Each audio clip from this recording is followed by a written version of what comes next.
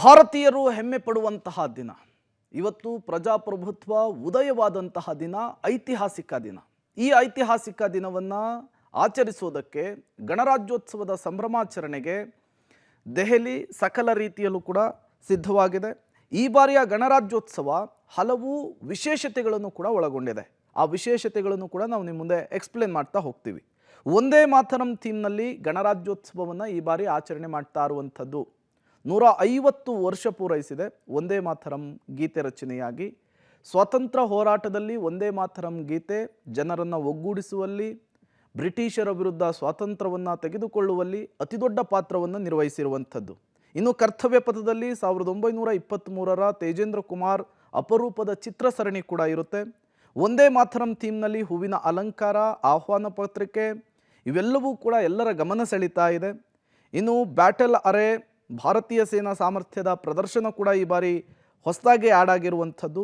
ಜೊತೆಗೆ ಹೊಸ ರೆಜಿಮೆಂಟ್ಗಳು ಮತ್ತು ದಳಗಳ ಚೊಚ್ಚಲ ಪ್ರದರ್ಶನ ಕೂಡ ಈ ಬಾರಿಯ ಕರ್ತವ್ಯ ಪಥದಲ್ಲಾಗುತ್ತೆ. ಮೊಟ್ಟ ಮೊದಲ ಬಾರಿಗೆ ಸೂರ್ಯಾಸ್ತ ಸಿಸ್ಟಮ್ನ ಆಧುನಿಕ ಮಿಲಿಟರಿ ಆಕರ್ಷಣೆ ಕೂಡ ಎಲ್ಲರ ಗಮನವನ್ನು ಸೆಳೀತಾ ಇದೆ. ಇನ್ನು ಡ್ರೋನ್ಗಳು, ಟ್ಯಾಂಕ್ಗಳು, ಮಿಸೈಲ್ಸು, ಅತ್ಯಾಧುನಿಕ ಆಯುಧ ವ್ಯವಸ್ಥೆಯನ್ನು ಪ್ರದರ್ಶಿಸುವಂತಹ ಕೆಲಸ ಆಗುತ್ತೆ. ಭಾರತದ ಶಕ್ತಿ, ಸಾಮರ್ಥ್ಯ, ಮಿಲಿಟರಿ ಸೇನೆಯ ಸಾಮರ್ಥ್ಯ ಎಲ್ಲವನ್ನು ಕೂಡ ಜಗತ್ತಿಗೆ ಸಾರುವಂತಹ ಕಾರ್ಯಕ್ರಮ ಇದು. ಮೊದಲ ಬಾರಿಗೆ ಈ ಬ್ರಾಕ್ಟಿಯನ್ ಒಂಟೆ ಸೇರಿ ಪ್ರಾಣಿ ಸೇನಾ ದಳಗಳು ಕೂಡ ಈ ಬಾರಿಯ ಪರೇಡ್ನಲ್ಲಿ ಕಾಣಿಸಿಕೊಳ್ತಾ ಇರುವಂಥದ್ದು ಈ ಬಾರಿಯ ಪರೇಡ್ನ ಗಣರಾಜ್ಯೋತ್ಸವದ ಮತ್ತೊಂದು ವಿಶೇಷವಾಗಿರುವಂಥದ್ದು.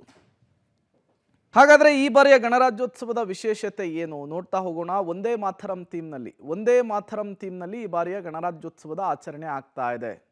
ಕರ್ತವ್ಯ ಪಥದಲ್ಲಿ 1923ರ ತೇಜೇಂದ್ರ ಕುಮಾರ್ ಅವರ ಅಪರೂಪದ ಚಿತ್ರ ಸರಣಿಯ ಪ್ರದರ್ಶನ ಕೂಡ ಈ ಬಾರಿಯ ಗಣರಾಜ್ಯೋತ್ಸವದ ಮತ್ತೊಂದು ಸೆಂಟರ್ ಆಫ್ ಅಟ್ರಾಕ್ಷನ್. ಈ ಒಂದೇ ಮಾತರಂ ಥೀಮ್ನಲ್ಲಿ ಹೂವಿನ ಅಲಂಕಾರವನ್ನು ಮಾಡಲಾಗಿದೆ, ಆಹ್ವಾನ ಪತ್ರಿಕೆಯನ್ನು ಮಾಡಲಾಗಿದೆ, ಟಿಕೆಟನ್ನು ಕೂಡ ಅದರಲ್ಲಿಯೇ ಮಾಡಿರುವಂಥದ್ದು. ಇನ್ನು ಬ್ಯಾಟಲ್ ಅರೆ ಈ ಫಾರ್ಮ್ಯಾಟ್ನಲ್ಲಿ ಭಾರತೀಯ ಸೇನೆಯ ಸಾಮರ್ಥ್ಯವನ್ನು ಪ್ರದರ್ಶಿಸುವಂತಹ ಕೆಲಸ ಆಗುತ್ತೆ. ಹೊಸ ರೆಜಿಮೆಂಟ್ಗಳು ಮತ್ತು ದಳಗಳ ಚೊಚ್ಚಲ ಪ್ರದರ್ಶನ ಇರೋದು ಕೂಡ ಈ ಬಾರಿಯ ಮತ್ತೊಂದು ವಿಶೇಷತೆಗಳಲ್ಲಿ ಒಂದು. ಮೊದಲ ಬಾರಿಗೆ ಸೂರ್ಯಾಸ್ತ ಸಿಸ್ಟಮ್ನ ಆಧುನಿಕ ಮಿಲಿಟರಿ ಆಕರ್ಷಣೆ ಕೂಡ ಇರುತ್ತೆ. ಡ್ರೋನ್ಗಳು, ಟ್ಯಾಂಕ್ಗಳು, ಮಿಸೈಲ್ ಪ್ಲಾಟ್ಫಾರ್ಮ್ನ ಆಧುನಿಕ ಆಯುಧ ವ್ಯವಸ್ಥೆ ಇರುತ್ತೆ. AI ಆಧಾರಿತ ಮಿಲಿಟರಿ ಡಿಸ್ಪ್ಲೇ ಮತ್ತು ಇತರ ಆಧುನಿಕ ತಂತ್ರಜ್ಞಾನಗಳ ಪ್ರದರ್ಶನ ಕೂಡ ಆಗಿರುತ್ತೆ. ಕೇವಲ ನಮ್ಮ ಶಕ್ತಿ ಸಾಮರ್ಥ್ಯವನ್ನು ಮಾತ್ರ ತೋರಿಸಿಕೊಳ್ಳುವಂತಹ ಕೆಲಸ ಆಗಲ್ಲ. ಭಾರತ ವಿವಿಧತೆಯಲ್ಲಿ ಏಕತೆಯನ್ನು ಸಾರುವಂತಹ ರಾಷ್ಟ್ರ. ನಮ್ಮ ಕಲೆ ಸಂಸ್ಕೃತಿಗಳ ಅನಾವರಣ ಕೂಡ ಇವತ್ತು ಕರ್ತವ್ಯ ಪಥದಲ್ಲಾಗುತ್ತೆ. ಕೇವಲ ದೇಶ ಮಾತ್ರ ಅಲ್ಲ, ಜಗತ್ತು ಕೂಡ ಸಹಜವಾಗಿಯೇ ಕುತೂಹಲದಿಂದ ಈ ಬಾರಿಯ ಗಣರಾಜ್ಯೋತ್ಸವವನ್ನು ನೋಡ್ತಾ ಇರುವಂಥದ್ದು.